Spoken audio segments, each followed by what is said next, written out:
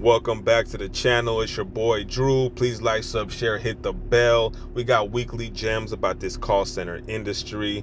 A little bit about me if you're new here. I've worked the industry for about 10 years. I've been an owner, I've been a trainer, I've been quality assurance, I've been in the back office, I've been on the front lines in the trenches. I've done it all when it comes to this industry.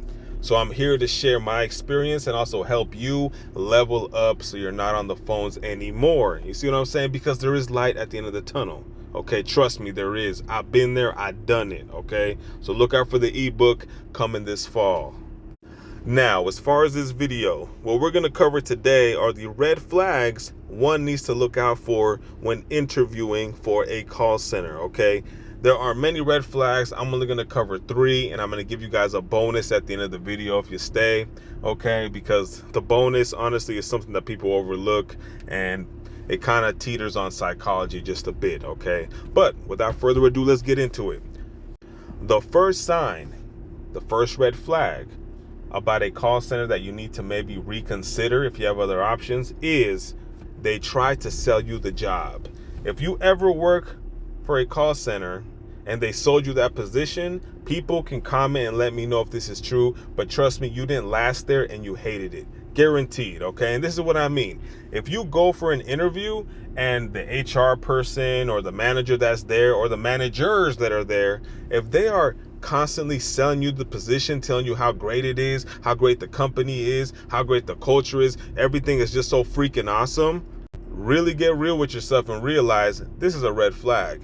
Why are they selling themselves to me when I should be selling myself to them? They're going to pay me for a service, right? They're going to pay me to take calls. Why are they selling me this position?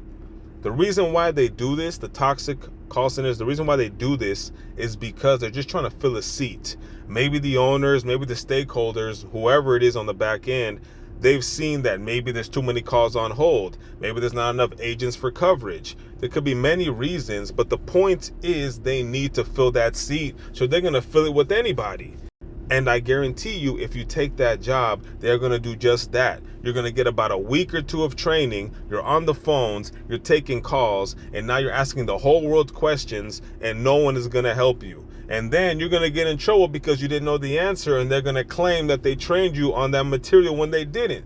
Knowledge gaps. You see what I'm saying? And that's just what it is. And then they're going to turn over, fire you, get somebody else in the door just to fill that seat. You see what I'm saying? That is a red flag. If a call center sells you the job, you need to realize that is a red flag, and you need to either reconsider or you need to take that job and just realize that, yeah, I got to get out of here ASAP. Let me get food on the table for a while and look elsewhere, if you know what I'm saying.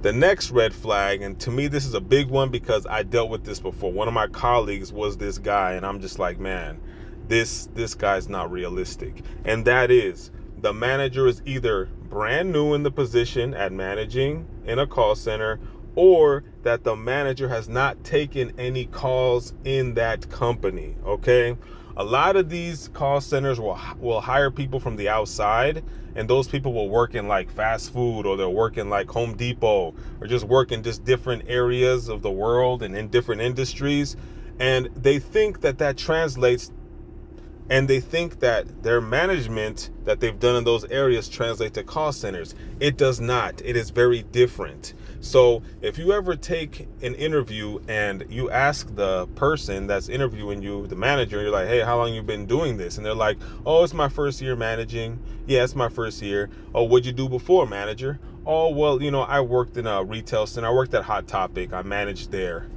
That right there is a red flag because he was managing retail customer service, not a call center. This even goes vice versa. But that's my point. He doesn't have any idea really how call centers work, which means if you get into a situation where your metrics are off or the team is behind, his expectations are not going to be realistic. If he reviews your calls and everything like that, again, it is not going to translate well because face-to-face customer service is different than the phone. The point is, he is going to be learning his position on your dime, and you're going to be getting knocked on your calls and your metrics because this guy doesn't know the job. And that even goes for the person that's never taken calls for the company. His expectations are going to be so far-fetched they're not going to make sense. Why'd you have the guy on hold for 5 minutes?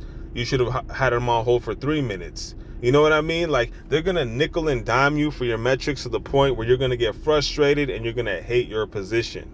Okay? So that to me is a red flag. If they never worked for the company themselves taking calls, and if they worked at a different place altogether, has nothing to do with the industry or calls, dude, you're in for a rude awakening, because that manager is going to drive you crazy. Trust me.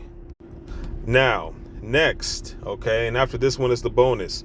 The next red flag that you should look out for when working for a call center is if the job description was customer service, but when you got to the interview, they then threw in, hey, you got to sell a little bit. You got to upsell. Oh, we also sell products. You know what? You're actually going to be taking inbound calls from people, but you're going to make a few outbound calls to sell this product, and you get commission for it. If you ever walk into a call center office and the manager, the HR, whoever's interviewing you tells you have to sell as well, that is a sales job. They just wanted to get customer service people in there to sell. You see what I'm saying? And to me, I've seen those posts time and time again. I'm not even gonna lie to you. In one of my companies, we're doing Craigslist ads, and I used to make some of them. You have to tailor the ad in a way to make it look like it's customer service. But then when they get there to the interview, you're like, oh, by the way, we also sell this on the side. And if you sell that, you get, $3 extra. And if you do it this many times a week, you can make $200 a week on top of your hourly, man. So I used to do that. That's crazy, right? But yeah, that is a red flag. The reason why is because if a person is good at customer service or likes it or whatever it is, that's what they're looking for.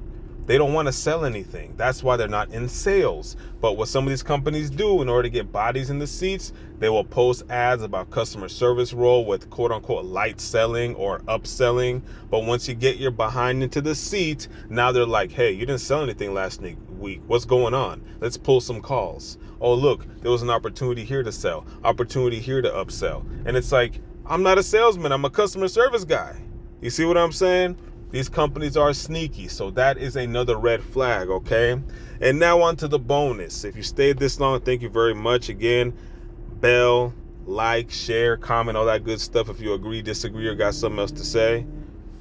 Here is the bonus, okay? And this has to do with the manager.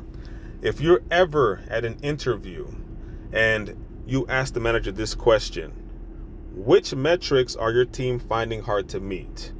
How do you handle it? Okay, that's a good question. That question is going to let you know what type of manager this is. Are they a micromanager? Are they a hands-off manager? You know what I mean? Are they I don't really know what's going on manager? Etc., etc., etc. If you ask that question and they say, well, my team is, they're having issues with ACW. And the way I handle it is I ping them, I send them a message, or I call them on Teams. Or if they say something like, well, my team is having, issues with long calls. So what I do is I send them a message, or I call them on Teams, or I send them an email, or I pull them into a meeting right after so we can talk about it. That lets you know if they're either going to micromanage you or let you do your thing. Even some of them will say, well, I don't say anything. The way I handle it is during the reviews, we go over it. The reviews are typically, every 3 months or every 2 weeks. So we just kind of look at the stats and go, hey, man, you've been kind of, slacking on the handle time. Or, hey, man, your adherence is a little off. That's the type of manager that likes to pile things up, likes to snowball a little bit. You know what I mean? And then checks you at the end of it. You see what I'm saying? But that question lets you know if they are saying they are pinging people if they're too long on calls, that is a micromanager. That is a micromanagement style. If you're at the bathroom for too long, they are going to ping your phone. They're going to ping your phone or ping you. They're going to send you a message. Hey, where you at? What are you doing? You see what I'm saying? That's one way to fish out the micromanager, because let me tell you something. Managers will sit here and try to tell you, oh, I don't micromanage. Yeah, I don't. Yeah, I'm hands off. I just kind of look at the numbers and then reach out to you if I need to. Yeah, but with that question, lets you know everything you need to know. They may say that, but then before you know it, once you're in that seat, you go 3 minutes ACW, there's already a Teams message at 1 minute and 10 seconds. Hey, what are you doing? You go to the bathroom and you're there for 10 minutes. There's already 10 messages on your screen. You're like, oh my gosh. Yeah, that's not really adult like. That's not really adulting or letting people adult on the job, if you know what I'm saying. That's micromanagement. You see what I'm saying?